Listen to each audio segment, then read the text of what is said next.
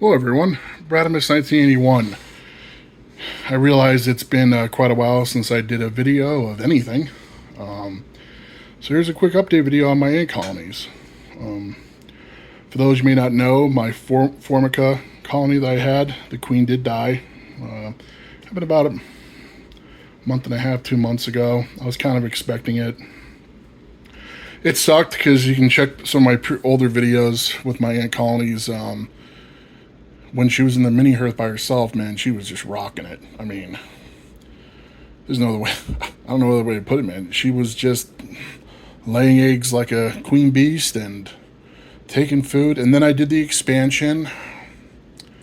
I don't think it was the expansion that caused the issue. It had to do with diapause. I mean, that's really what I concluded. The queen stopped eating, or she stopped laying. The colony stopped really taking food. Like, it would take the food down into the nest area, but it would just sit there. The one thing they did do when I did the expansion was they weren't as diligent taking their trash out. Previously, when they were just in the mini hearth, the colony did a phenomenal job of taking out the trash of their nest. So, could have been a factor, maybe, but I really am comfortable betting on it had something to do with diapause. The species does, I've heard back and forth, does require, this is the Formica subcericea, I believe it's pronounced. I've heard that they require diapause. I heard that they kind of don't. Like, people have had them, they just take the heat off. I've heard people that didn't really put them in like a refrigerator type deal. Basically, they're more of a mild species when in regards to their environment. That's why a lot of people consider them a very good beginner species. So, but that's the life of ant keeping, everyone. You could do everything right, and your ants could be doing awesome, and in 1 second, they're gone. Another colony, you could do everything wrong, and still that colony just bursts at the seams. Yeah. I like to explain to people with insects in particular, they have exoskeletons. So, talking about an alien type creature, even a cold blooded reptile is going to be different than bugs, insects, arachnids, whatever. I'm not a scientist, though. That's just kind of the common sense that I kind of like drew up in my mind. But anyway, I still have my 3 other colonies. Down there's my Campanatus colony. Right now, I just checked on her. I got to feed her. I got a relatively about a week old fresh flightless fruit fly colony going down there. But I'm going to see if I can get any out of this one. And whatever I get, I'm gonna feed her. Or feed the colony. Right now, I only saw 1 worker with her. But I have to say, like, I don't like disturbing her much. So that's why I'm not filming her. I kind of regret putting her down already and putting the cover over her nest. Because I should have recorded her. But she looks, like, really well. Like, compared to what I've seen her in the past, like, she never looked unhealthy as far as I could tell. But, I don't know. She looks good. Plumper. I don't know how to phrase it, and her worker seems bigger than the workers she had in the past. Which, for those of you who follow my videos, this is a very strange colony. It is possible it's not actually a Sansabenus, that it's another type of Campanatus. I believe that's a high probability on that. But yeah, I mean, she'll lay, she'll get the larva nice size, and then her workers they must eat them from time to time. But I swear she must also allow some of them to mature, because the workers she has now, and she could have more than 1. I just happened to only see the 1. Like I said, I just checked her water, checked the nest, make sure no mold or anything like that. Give her fresh water, all that stuff, and then I put her away. Trying to give her a wide berth. And I think that's the best chance I have to get success with her. As you can see, I've upped the ante a little bit with the heat. The heat is not any extreme heat. Even that front cord is not really right up against that faceplate. It is directly against the side, the opposite side of the water tower. And I do have the heat lamp, but the heat lamp is on a temp controller, and it's not it's not set to a super high temp. But, yeah, so I don't know. I'm gonna keep doing what I do and keep giving her the benefit of the doubt. Let her, as long as she is alive and the queen wants to keep going, I'm gonna do my best to support her. Anyway, now to my flourishing colonies. Now, really good news is I believe I would say maybe 2 or 3 days ago, maybe sooner, my oh man, of course my labels are on their old. I didn't move their labels over. My Pogo Myrmex occidentalis, one of the most common ants that are kept in the hobby, simply because here in the States they are one of the few ants that don't require permits for, I believe, the continental United States. Although some states, like Florida, California, per their state, not federal, may require something. But so they're typically one of the most common kept because they were the least regulated in the United States, as far as I know. But anyway, they were very stubborn. I added this mini labyrinth to them. But they were very stubborn. They didn't want to move out of this fallen fortress. And I took the heat off it, and I stopped putting water in the water tower and the nest mate. But hey, she was still laying. She was still producing. So whatever. I didn't feel, as long as she was producing and I didn't see any signs of anything crazy, I was like, you know what? Why force it? Let them be. They don't need the extreme. It's my understanding that, unlike my Barbados colony, which you'll see in a moment, they don't really need super high heat, although they like the heat, if that makes any sense. But it looks like they have not completely moved out, but damn near majority, because look at this. Boom. I wish I did a video only like 5 days ago. This was barren. Like maybe a few 15, 20 workers in there, maybe at a time. Now they're booming. So I keep a nestmate in there. Not only that nestmate, but this one too. They like to use not the liquid feeding tower I have for the sugar source, which right now I have the Biformica carbohydrate liquid, whatever it's called, nectar, in one of the liquid feeding towers. But the one I put water, what they tend to do, they tend to take the water, put it in their mouth, and gook up their enclosure. See the side of that? That's what they do. They gook it up, and maybe they make it easier to climb. You see in their nest area that they do it on the glass. They definitely did it in this one. But that's what they do. They for some reason with the nestmate, they don't do that. Whatever water they're giving the nestmate, I'm assuming they're actually using it for the reason I put it in there, for them to hydrate. But when I put it in the liquid feeding tower, they tend to take the water and spit it all over their enclosure. Now, I don't know if the queen's moved yet. I did see her in the Fallen Fortress yesterday. But considering how even between yesterday and today, the significant amount of workers and brood that they moved, the queen may actually be in the mini labyrinth nest.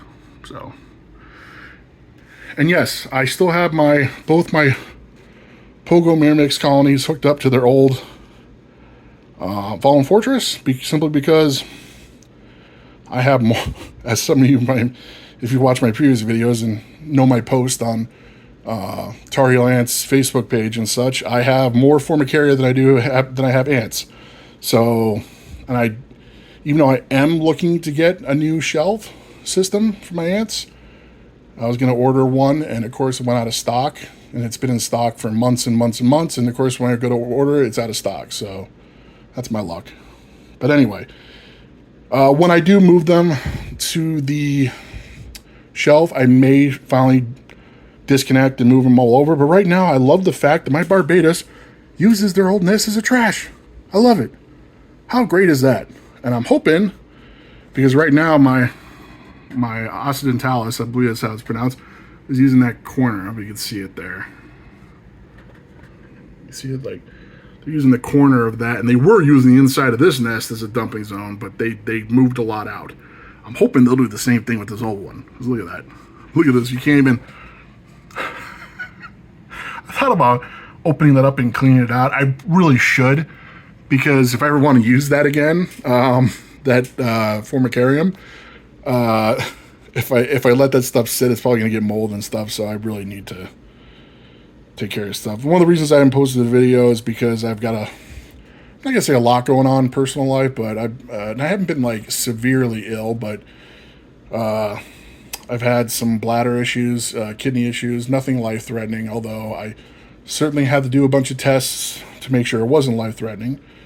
I missed quite a bit of work, although I'm chomping at the bit to get back to work now. I'm just waiting for some paperwork to say I'm good to go. And let's see what else has been going on. My back's been bothering me a lot because I've been staying home too much. So yeah, I just haven't been really in the mood to post much. Now, Mac Eternial Ants, he has a layer nest that I had him semi-custom build. It's the MQ or the museum plastic on the outside, but it's the layer, so it's like this one, but it's taller. I had him do a custom height. It was going to be, and I had ordered through Mac. This was going to be my big surprise, but tragedy happened in life. But I was going to get the what do they pronounce? It's a honeypot species. I know this. It's Placera, Miramex, Placados or Placebos or something like that. It's the one that has like little cherry heads. They're supposed to be, people claim they're the largest honeypot in the United States. I don't know if that's true or not, but I already have a lair, and I was already planning on getting a Mimicus colony, but because everything happened and all, I was like, yeah, but then Mac told me he had these others, and I was like, oh man, those look so cool. I was like, yeah, get them. Well, Mac no longer has them available. Let's put it that way.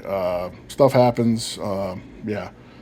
So I'm SOL until next year for that species. But I have that formicarium. It's sitting there chilling the weight. And Mac has basically been waiting to hear from me, but I've been in a bad mood. Not such a bad mood, just not in a mood to talk to anyone. So I'm still waiting on that. But he has some stuff that I believe I'm going to pick up.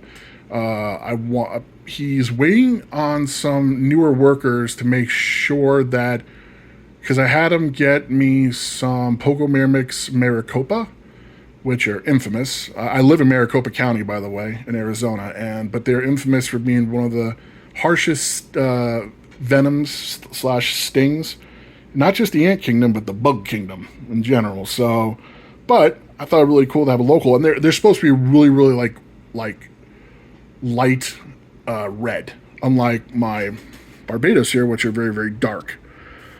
So he's waiting to verify that's what it is, because it has to do with permits and all that. So he has that. He has a colony or two of the Pogomyrmex rugosus. One of them is going to be mine, I'm sure. He's just kind of waiting to hear back from me on that. That's really it. He's got some other stuff he's been kind of holding on to me or keeping an eye on for me as a favor. His website's a bit limited right now, but feel free to give him a call or email to see what he has in stock.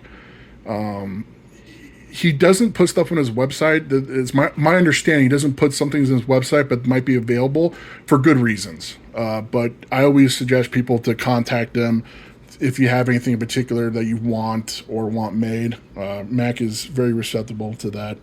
But anyway, enough talking. The queen is... I disturbed them, but she should be in there. That should be her right there. Now, her production has been up, down, up, down, up, down. It's been consistent, but not as strong as when she was in here. She was breeding like crazy in here. It's like slow down maybe a little bit in here, but you have to remember the time of year it is too. It is now in mid October. So, and even though the species don't really do a diapause, so to say, or maybe you don't have to do a diapause with the Pogomyrmex barbatus, I don't plan to. But it would be normal to me, logic, that she would slow down a bit. But still a really good pile of brood.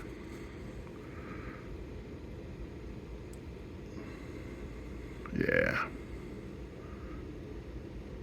I hardly ever see any of their eggs. I see brood, larvae, and all that, but I rarely ever see the eggs. By the way, they're still in semi-attack mode because I disturbed their. I put some fresh seed in there. I gotta swap their nest mate out, but man, sometimes I've been really lucky about them not escaping. But I'm ready if they do. I got my respirator, whatever the hell it's called. But yeah, just they got the water tower in there, and sometimes I'll throw in an extra nest mate inside there for them. They do actually take some of their carbohydrate, their nectar. I know some people don't offer it to them. The way I look at it is it's there if they want it, and they'll go. As you can see, but that's been in there for a while. It's probably going to take it out soon and put some fresh in there, simply because that's been sitting for a while. But yeah, they're doing really well. In fact, I don't know, Mac, if for anyone else you see in this video, I think it might be time I do another upgrade. And what I could do, I don't know, I got that other mini labyrinth up there. And I also have, all right, it's me messy kitchen. Remember, my back's been out, so messy kitchen. Zooming past, all right, there we go, zooming past it. Up top there is my sum. I have another shelf filled with my other formicarium. I actually have more, but up there I have my other, I think it's considered a mini labyrinth, but the one with that huge, awesome outworld. So I have that too. So I could, messy kitchen going back. I could just attach it, but I don't know. I did get another temp controller because it was on sale during Prime Day. So I may order another UTH under the tank heater and put it over here. And then, I don't know. I really need to get another shelf. I know I'm rambling, but hey, it's been a while since I posted a video, but yeah.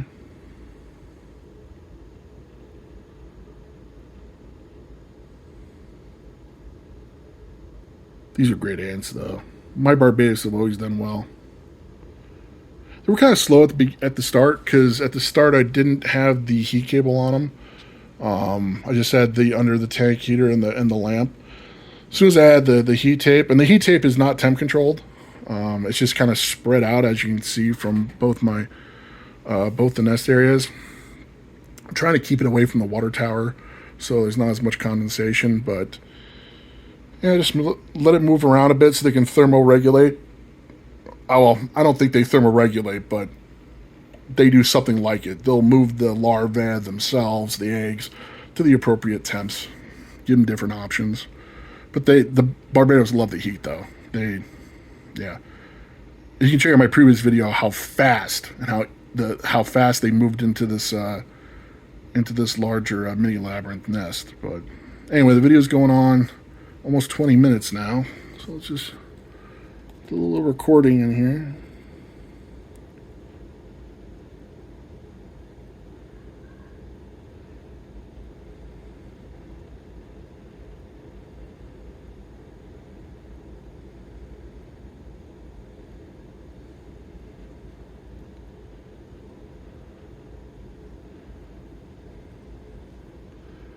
See, oh, there's the queen. Queen's always moving around a bit. Should be getting some water. There is a little bit of water left in that nest mate. All right, 20 minutes. Again, Bramus1901, thanks for watching, everyone. As always, please feel free to leave a comment or question, concerns, or anything below, and try to keep it civil. We all know how the innkeeping hobby is can get very opinionative. So, anyway, thanks, everyone. Take care.